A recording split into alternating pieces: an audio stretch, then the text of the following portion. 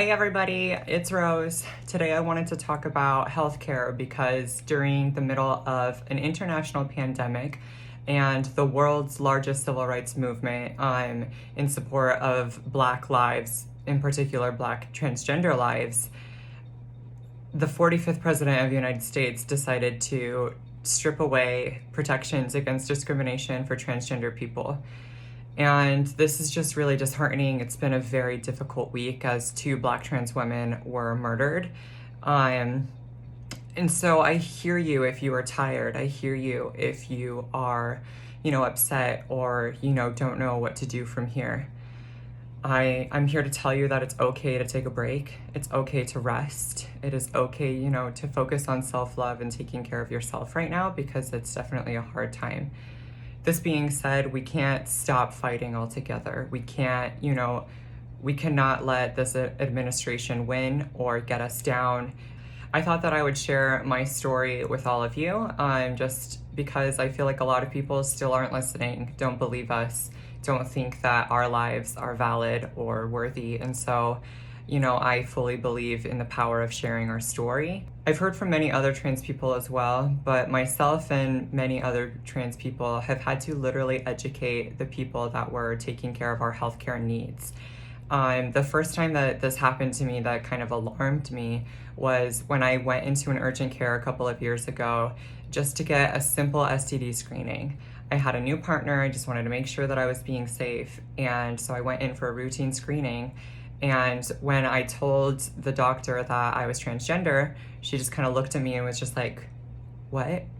And I was like, I'm transgender. I was assigned male at birth. And she was like, oh, okay. So are you wanting to be a man? And I was like, no. Like, she assumed that I was a cisgender woman. Like, thank you for, thinking that I passed, I guess. But I was like, no, so I was assigned male at birth. I'm a woman now. And she was just like, oh, okay. But you had the surgery, right? And I was just like, okay, you're a healthcare professional and that's the question you're asking? Yes, she needed to know, my history, she needed to know what was going on with my body and my, history, what surgeries I had had. Yes, but for her to ask it in that way was just kind of uncomfortable for me. And I was just like, I was honest with her, and I was just like, no, I have not had vaginoplasty, I have not had bottom surgery. And she was like, oh, okay. And she was like, and you had sex with a man? And I was like, yes, I did have sex with a man. And she was just like, okay, we'll do these tests. And I was like, he's a transgender man. And she was just like, what? And I was like, he's a trans man, I'm a trans woman. And she was like, what's that? And I was like, I had to take a deep breath and I was just like, okay, so this person was assigned female at birth, now is a man. She was like, so what type of sex did you have? And I was just like, lady, this is how it worked. And she still didn't fully understand. I basically just had to tell her the most simple way of describing this is the body part that did this to this body part. It was just ridiculous that I had to literally go step by step, tell her, I had to explain every little detail to her before she was able to understand.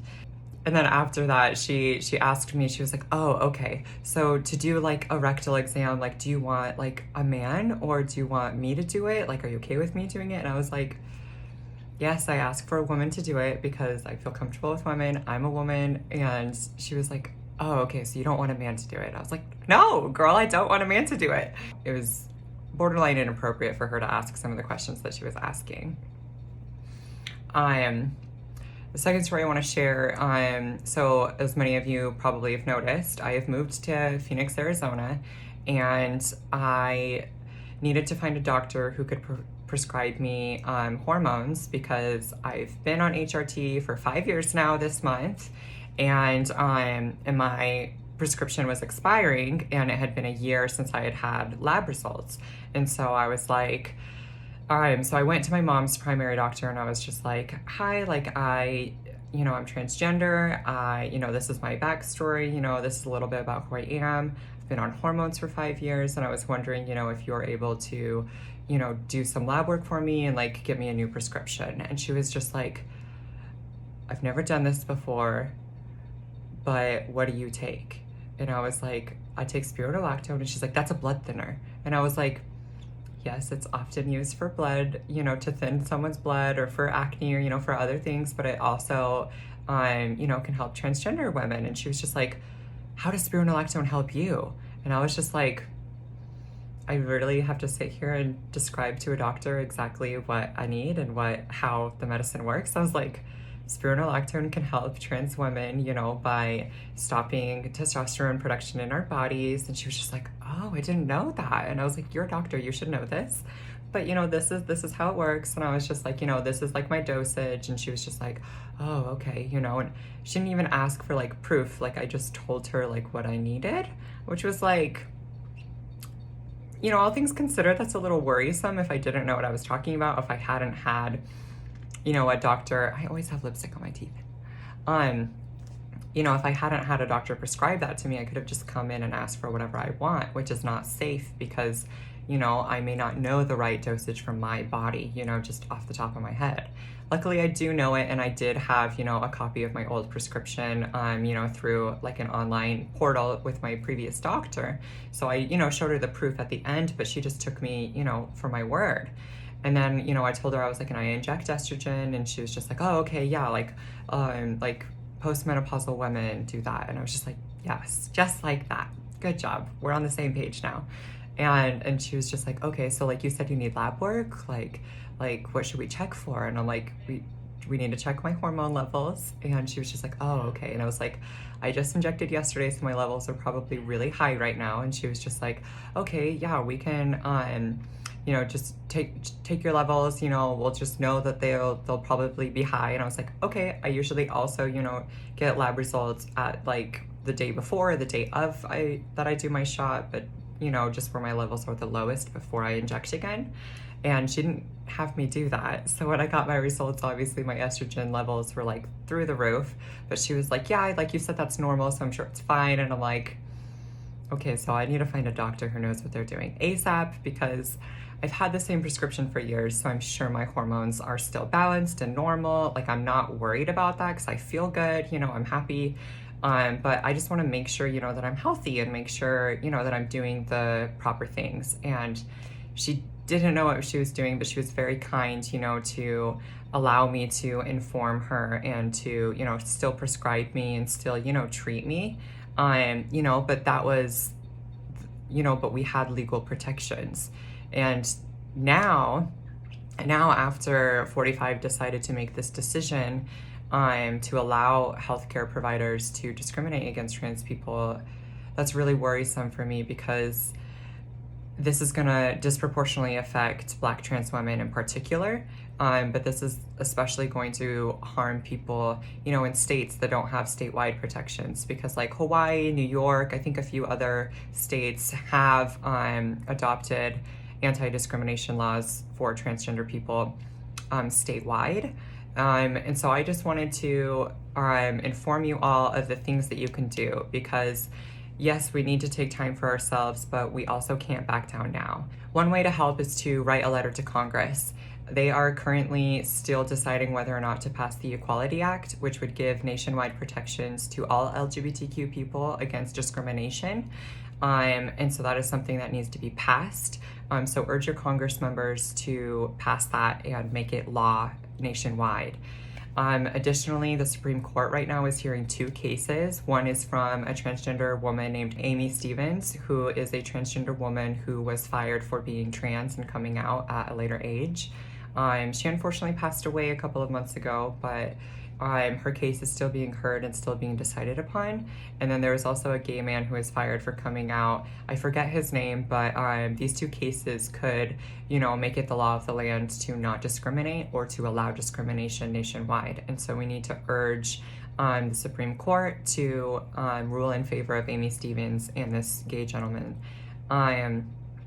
Additionally, you can write to your state representatives, your governors and mayors, and ask them to make statewide protections against discrimination. Our voices can still be heard in that way. Additionally, I'm urging everyone to go out and register to vote. You can do it online, you can do it through the mail.